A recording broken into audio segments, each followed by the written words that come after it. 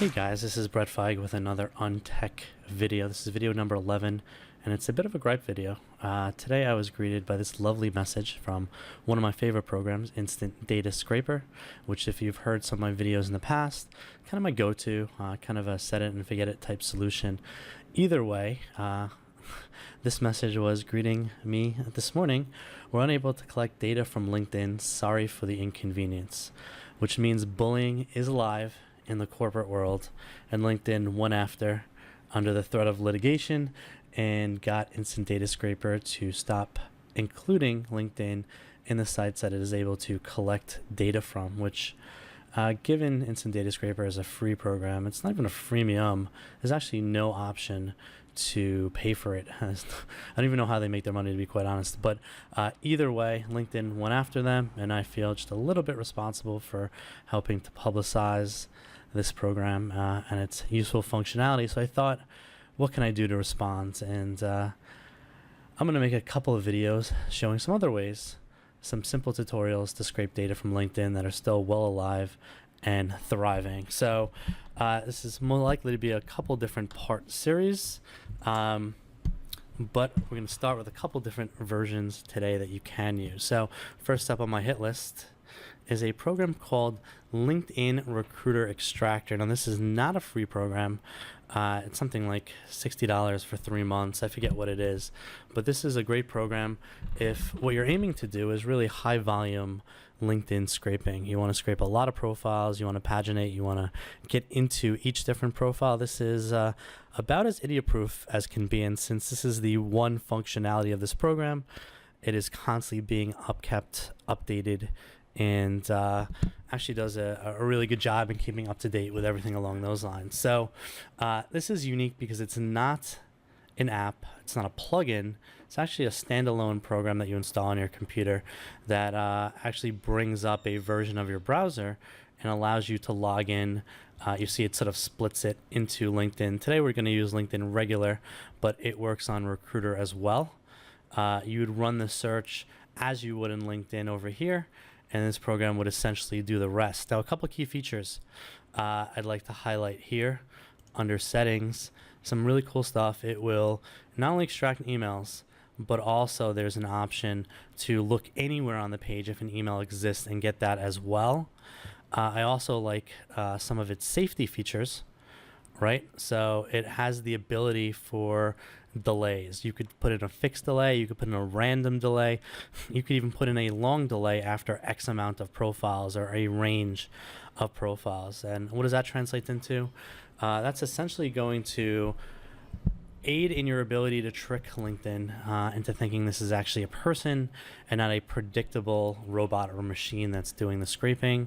So when you are doing bigger jobs, this will make it take a little bit longer, but ultimately keep you out of LinkedIn jail a little bit longer. And let me be honest and straightforward, this is definitely a high LinkedIn jail probability type program, so be careful when using it because it isn't foolproof. But either way, so back to the demonstration, you've put in all your information, your search, whatever you want to, as you would in LinkedIn. You literally click search now. It is going behind the scenes and actually going into each individual profile and will extract just about everything into a unique field. Now, it has the ability for you to limit which fields you want. So say you only want a couple, you want to delete those fields out of the collection time, it will do that. And as you see, it's looking like it takes about 30 seconds per profile. And there are some pauses that will happen. There's a 5-second delay in between this one. And each one will choose a random delay. Of course, you could turn that off. Depends on how risky you want to get.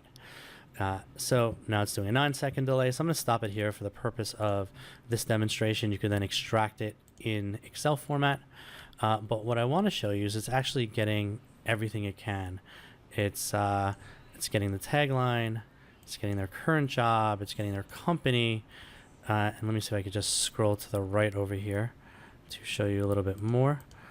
It's getting years of experience, duration, location, the second job they list, and so on and so forth, all the way to the end where you'll see it's really quite thorough inputting everything in a box. It's getting its education. It's getting its connections, the degrees. Really, I don't think anything that it's not getting right here. And it will pick up email addresses when those are available. Obviously, in these first 3 test profiles, they weren't. But it will do that. So, on to the next one. Let's get out of here real quick. Let's go back to our friend Data Miner. So Data Miner, you could scrape data off LinkedIn. I think I've done an explanation. This is going to be more of a step-by-step tutorial from this point forward. Now, you can't save your recipes, so if you're looking for a saved recipe here, LinkedIn has gotten their claws into Data Miner as well. But you can create your own. So I'm going to walk you through the very simple process of doing this. Literally just click on New Recipe and List Page. Done. Go to Rows, and I'm going to click Row Finder. And I'm going to try to highlight one of these full boxes using the Shift key to select it. Now, luckily here, it's found 2 elements. When I click Div, it's showing everything, not correct. When I click Search Element Results, you see it's just clicking the individual row where the data is that we want, almost putting it into a bit of a container, if you will. So that's good. We have that. We're good to go there. Found 10 rows. That makes sense. Now we're going to want to do columns. Now, let's see. First one, let's label it name, just for the sake of this recipe. And we're going to do the same thing. We're going to highlight the name, hit Shift, and there's 2 options here. Name, and I click that. It looks like it's getting the names. An actor name. Let me scroll down, see if I can determine anything else that's highlighted that shouldn't be. Doesn't look like it, so I'm not actually quite sure if I want to use which element class. So I'm going to use name for right now, but just to be sure, I'm going to test it out and see if it makes sense. It's gotten us everything. I noticed there's a couple of ones where the last name isn't included. Scroll down to verify that that name isn't actually included at all. And we're good to go there. Add another one. Let's do the same thing for title. Let's find it. Let's hit Shift. And there is nothing for title here. Interesting. So let's see what else we could find. So the first thing is span. It's not quite right because it's selecting everything. So let's see if we could do select parent. Sublime level 1. It looks like it works. Let's scroll down to make sure there's no other purple boxes anywhere. We'll use that right now. We'll see if that works. Testing it out. Looks good to me. Next column.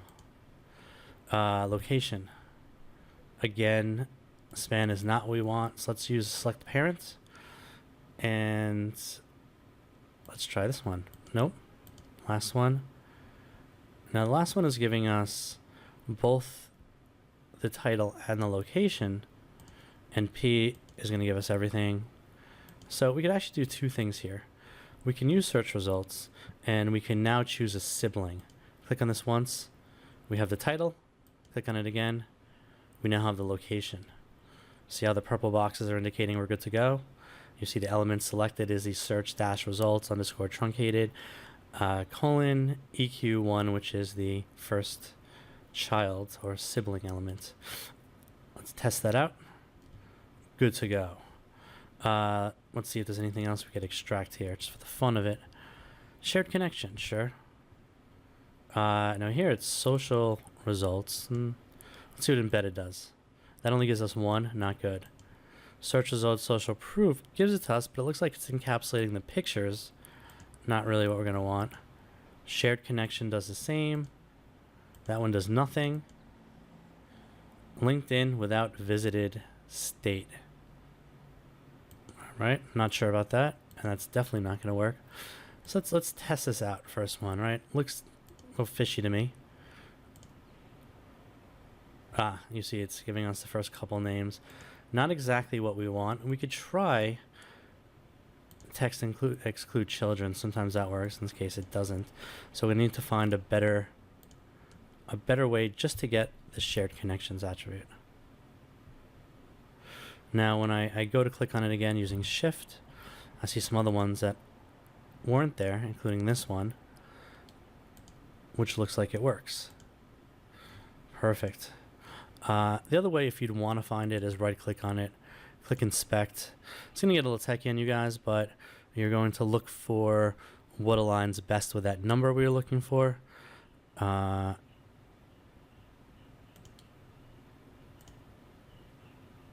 in this case, it would have led you here on a very long roundabout sort of way to get there. Let's not worry about that right now. We found it. Perfect.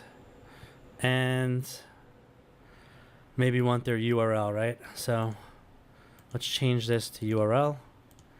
We're probably going to use the same thing we did for the name. Let's name an icon, not exactly what we want. Name. Now, URL is giving us 10. Undefined, not what we want. Good, here comes a challenge. Let's try that again. Since we know it's not name, let's see if actor name is the one that works. Nope, that doesn't work either. So we're going to change to the third possible way. We're going to leave actor name, but we're actually going to change this to other attribute.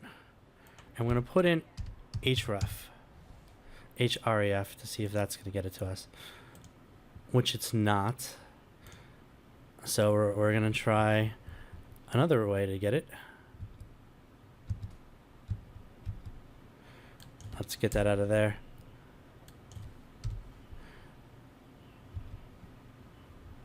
Sometimes it gives you issues on that. Just exit out. Let's change that back to text for a moment. Okay.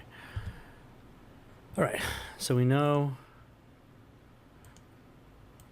we're going to choose select parent, name an icon to see if that gives it to us. Now, sometimes if you put an A tag next to it, that's going to get you what you want. In this case, I'm going to put an A tag before it. A lot of times the links are connected to, but don't have to be only connected to, A tags. So put an A in front of it, and that seems to be highlighting what I want, but I'm not quite sure yet. Let's see what it looks like as a text. Okay. It's getting us not what we want. Let's try URL. That doesn't work as well.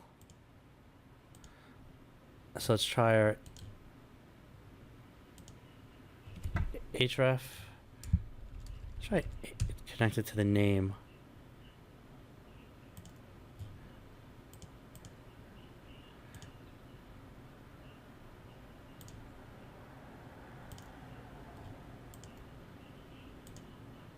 And we're not there. So let's look a little bit deeper into it.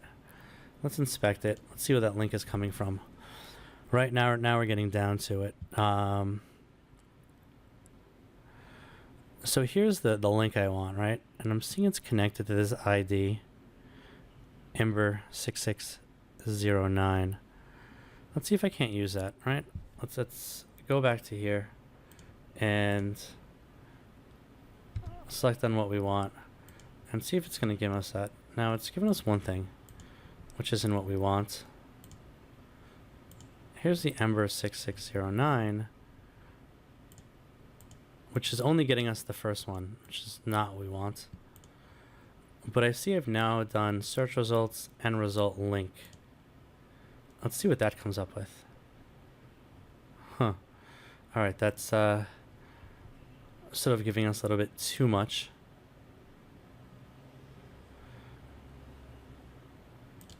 So let's see if we go back to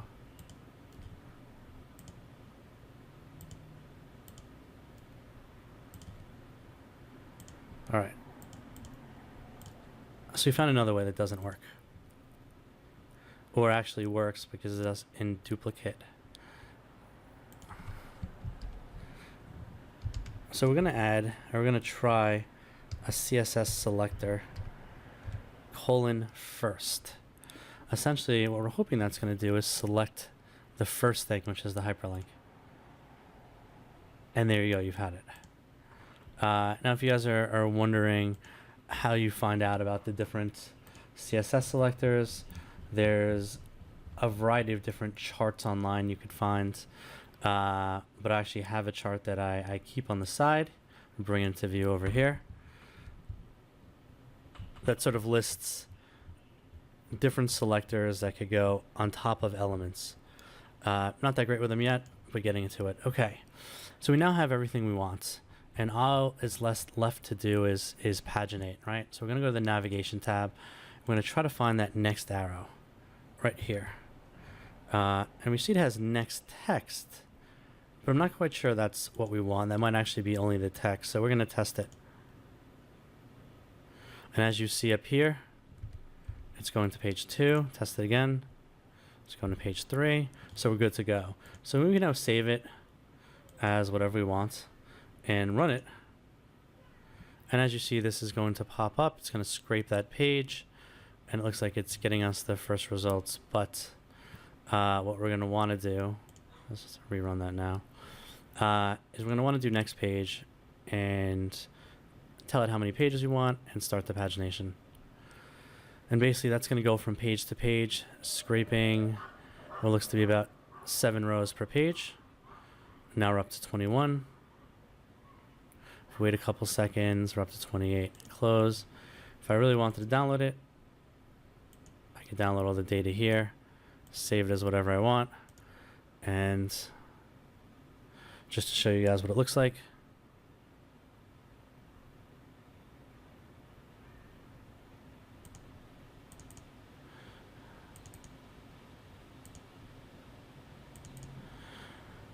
We have everything we wanted: location, name, title, and as you see, it's sort of grouping company in with this, which unfortunately, unless you know Java, there's no way to do without this. But you can use Excel to break that down into title and company very simply. That's not going to be shown on this video though. So that is part 1. Go to part 2 for building a recipe out on LinkedIn Recruiter and for using WebScraper.io to build out another one. Thank you.